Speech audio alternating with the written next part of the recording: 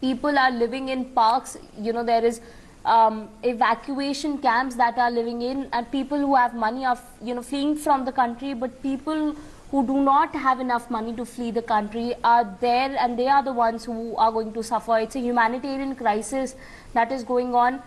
What can the world do now? This was expected and predicted long back when the US military were withdrawing from Afghanistan. We knew that Afghanistan, especially Kabul, will fall in Taliban hands within a few days.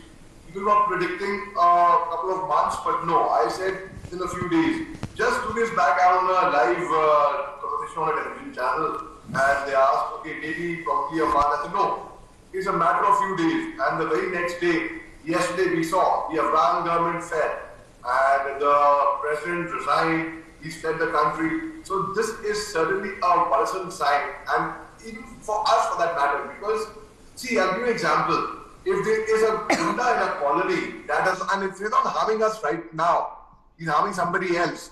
But that does not mean that that gunda in the colony tomorrow will not come for us. He will. And second reason is Taliban is backed by, it was started by US, became a headache for US later on, that's a different story altogether. But Taliban is backed by who? By Pakistan. And we all know what our relationships with Pakistan are. Just now, our DG BSF also, Mr. Deswal also said that India will continue maintaining the ceasefire, the bilateral agreement with Pakistan, irrespective whether Pakistan maintains it or not. So they are backed by Pakistan, and it is dangerous for us, certainly. Ultimately, it will affect us ultimately. Now, what the world should do, coming to your question. Now, we did all our best. Like Turkey, Erdogan had, the president of Turkey had offered help when US was withdrawing support, that he said, we will send in our military and they will protect the Hamid Karzai airport and the diplomatic areas. Well, China has been eyeing Afghanistan for quite some time now. And Pakistan has already sent over 10,000 of their Taliban supporters into Afghanistan. So it is a worrisome sign for the entire world, because ultimately it will affect the world somewhere. Now, a couple of days back, Britain had sent 600 troops into Afghanistan to get their citizens out from there safely. India had sent special aircraft. So it is now what should the world do? We all have, because now what my reading is, Taliban, which has already come into power, and now they rule there. Now it is going to be Taliban rule totally in Afghanistan, and which is barbaric, and they are ruthless. Let me tell this to you. But these people do not have the courage to fight a military. They are best at putting a bomb, hiding somewhere and putting a bomb, torturing women and children. Only cowards torture women and children. If you are man enough, let them fight military. Why couldn't they not speak earlier? Now, what the world should do, in fact, the Afghan chief was to visit India about 2 weeks back. But he cancelled his visit last minute because he was under a lot of pressure. And I had also predicted this, that the Afghan army, their military, is going to be seeing a lot of desertions, because they do not know which side their loyalties lie. Are they with the Afghan government, or they, in the heart of hearts, they are favoring Taliban? So a lot of personnel from the military are going to be entering Taliban, is what my reading is. Now, what the world should do, again, very, very pertinent, because Taliban is going to be looking for acceptability somewhere. Initially, they were said that Taliban forces will not be used for terrorist activities, which they are. They are a pure terrorist organization, whereas they have not formally been declared as a terrorist organization. They should be first be declared a terrorist organization. I think Taliban is going to come on its feet, and they will say that, okay, we want acceptability. We do not want. They were like running a parallel government almost, and they will be doing that very, very soon. So they would want to look for acceptability. Now, if they would want to look for acceptability, the world should lay down the terms and conditions that, okay, you will have to abide by so and so things. Only then you can get acceptability among others. But if you continue with your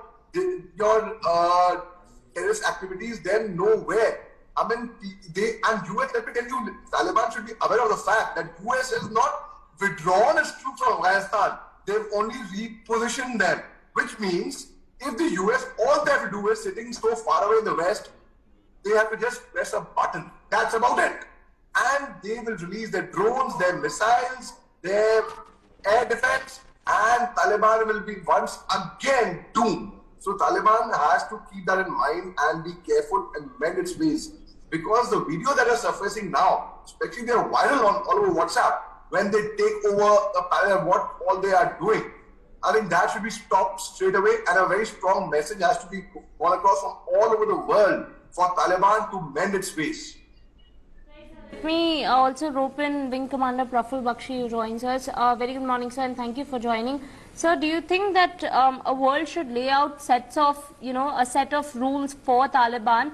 Because that's the only thing that world can do now for Taliban. Now that Taliban, is going to impose the Sharia law and will continue with this brutality in the region of Afghanistan. Major Mohammed Ali Shah is of the view that a set of rules should be, laid out for Taliban to follow, and they should leave their terrorist activities and they should be declared as a terror outfit. What do you think, sir?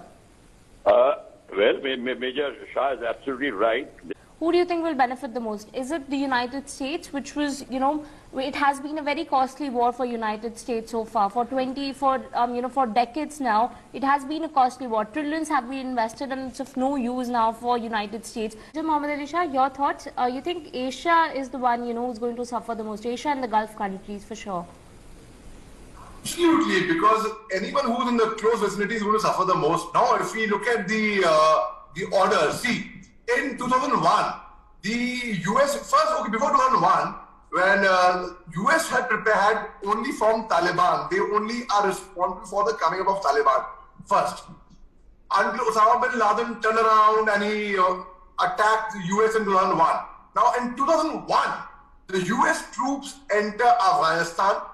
The US has spent over $3 trillion in Afghanistan. 241,000 people have been killed.